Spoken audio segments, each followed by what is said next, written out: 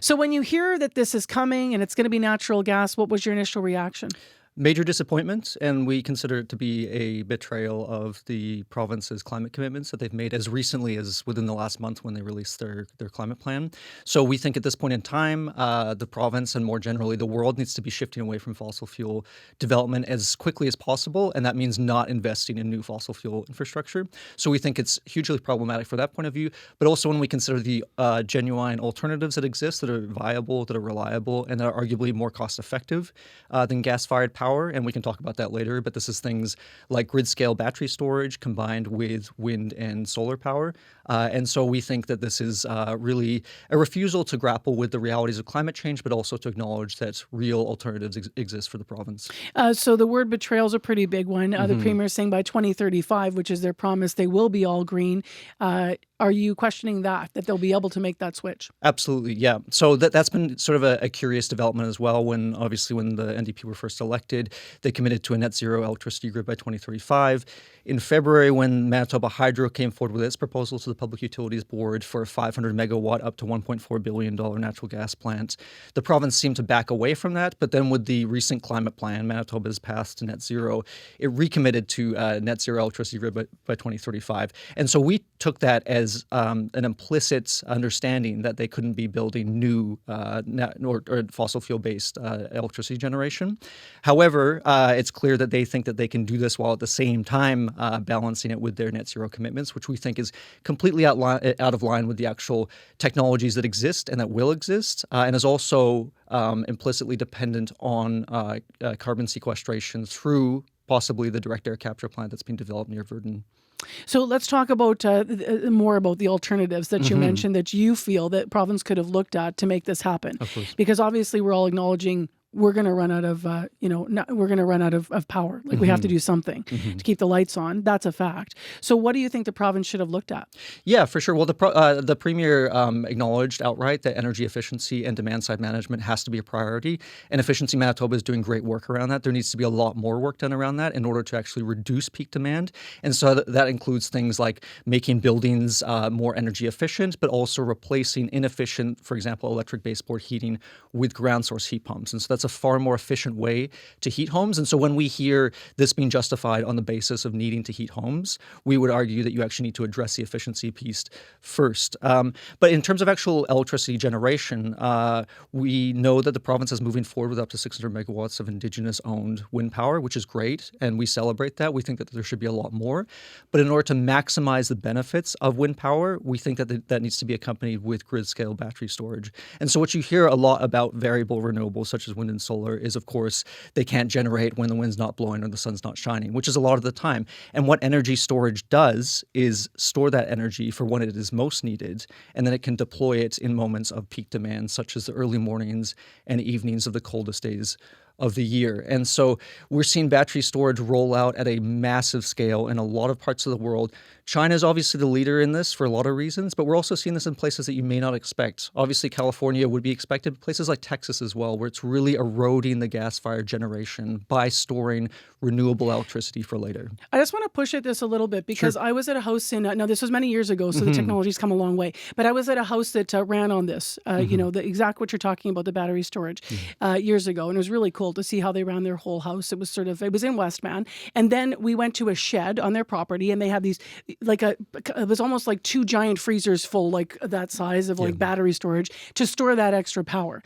The reason I'm raising that is because I'm thinking to myself, if we're going to do, a whole power plant to ramp up our province and to help our energy needs with and rely on battery storage, what are we talking about here? Like the size of it would be enormous, like nothing we've ever seen before. Sure. And then what's the cost of that? And I mean, how long could we possibly get that up and running in time to meet our needs? No, these are fantastic questions and questions that we wish the province was actually asking and interrogating in the public. And so a recent report that we put out estimated that Manitoba's peak wintertime requirements could be met with installation of 200 megawatts of battery electric storage, in addition to the rolling out of 600 megawatts of wind power. And so that would maximize sort of the procurement process that's already underway.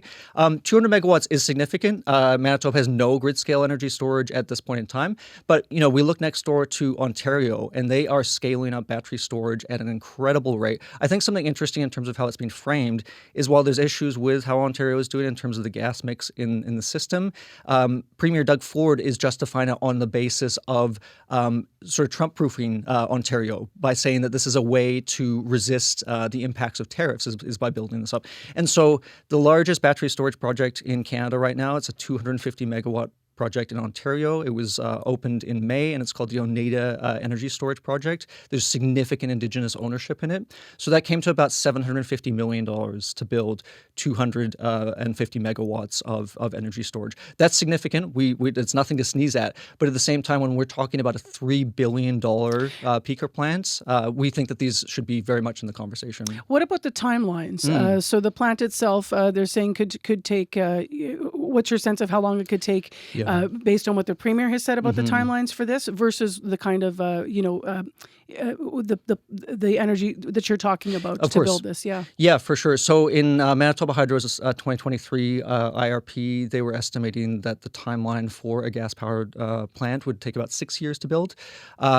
This is complicated by the fact that there is a global surge in demand for gas-fired power, which is a huge issue from the climate point of view, but it's also a huge issue from procurement. And so there's been recent reports that have suggested that gas turbines are actually going to take between 3 and 7 years for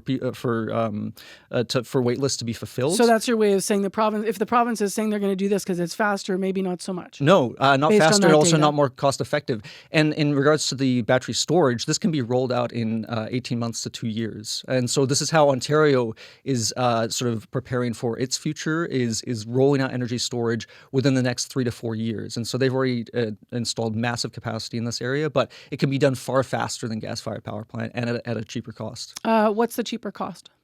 How much?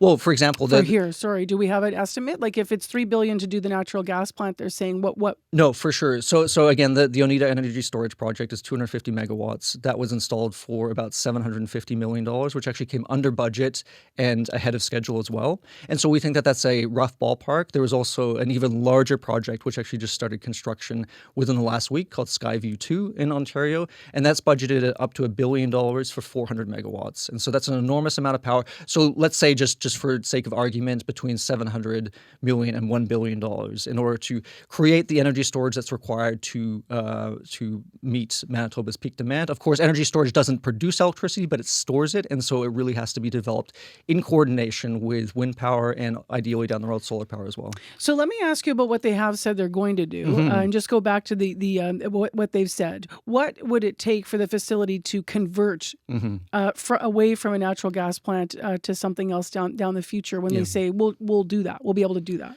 Completely unprecedented technological developments and cost reductions. So there's the two different fuels that are being considered. One is hydrogen, as the Premier acknowledged. There is no hydrogen industry in Manitoba. Hydrogen has a bunch of issues when it comes to actually being able to use it in an effective way. One is because it's such a small molecule, it's very prone to leakage. It's also prone to what's called hydrogen embrittlement, and so this actually effectively decays the infrastructure very quickly. But it's also just very energy intensive to produce. And so, the thing that we're hearing a lot about is green hydrogen. And what that requires is renewable electricity to generate the hydrogen, which would then be burned in this particular plant. And so it would require a huge amount of electricity to produce a fuel that would then be burned. Place. Yeah. And what about biomethane? Yeah, biomethane is something that has been discussed a lot in the context of agricultural waste, but we can also think about landfills or wastewater treatment plants or that kind of thing. Again, it's a massive issue of scale. And so a lot of the plants that have been built around the world are producing enough biomethane for, say, 30, 40, 50 megawatts. This is a 700 megawatts or 750 megawatts power plant. And so it's just a completely different prospect in terms of scale. And there's also a lot of issues with biomethane. It is methane, so if there's any leakage at all, it will almost immediately wipe out any emissions gains.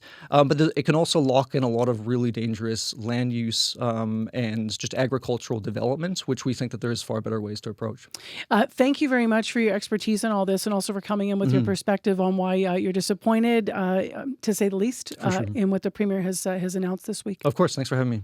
So that's James Wilt in live with us. He's a researcher in policy developer for Climate Action Team Manitoba, reacting to the throne speech this week and the Premier confirming that they will be spending and going forward with a $3 billion natural gas power plant. And as you heard my guest say, he sees it, and many in the community that we're hoping for renewable energy in the future, they see this as a betrayal of a promise the NDP made to be green by 2035.